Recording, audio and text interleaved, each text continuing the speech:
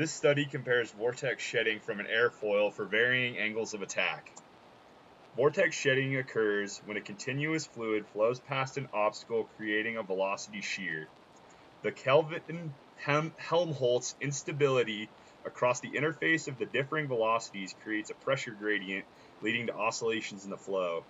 Vortices are formed behind the object and detached periodically.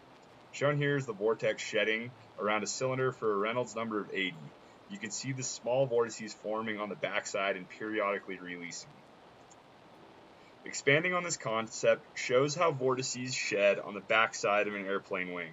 This contour taken from a single point in time shows a lift-induced vortex.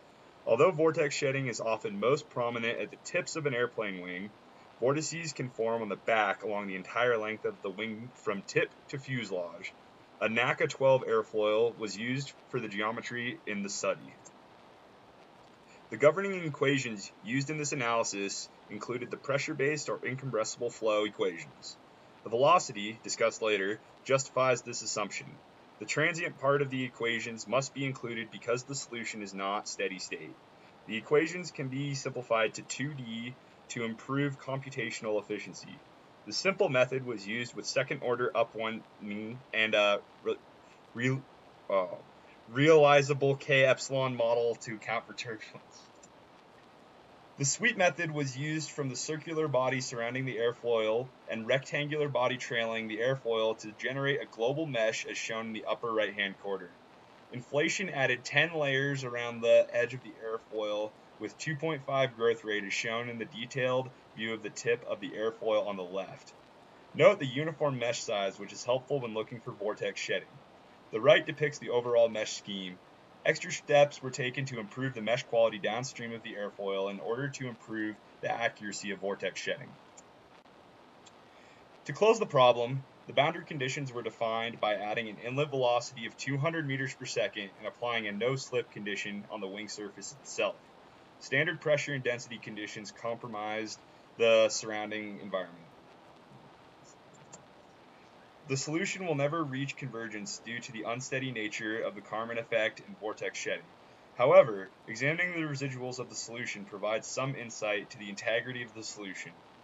After about 45 iterations of each time step, the continuity residual, shown in white, decreases to magnitude 1 to 10 to the negative third.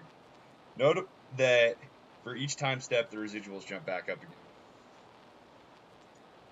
Here is the U component of velocity over the airfoil at an angle of attack of 4 degrees. Notice the smooth flow over the surface does not seem to produce noticeable vortex shedding on our scale of interest. Now let's examine the 8-degree angle of attack and slow the animation down to better see what's happening. Notice the vortices are now forming on the back side of the wing.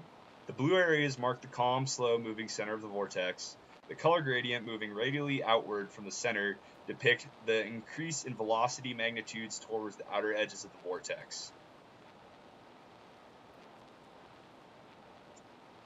Switching to the 12-degree angle of attack shows a decrease in frequency of shedding compared to the 8-degree. However, when the vortices detach from the wing, they are far more prominent, thus providing more drag on the backside of the wing.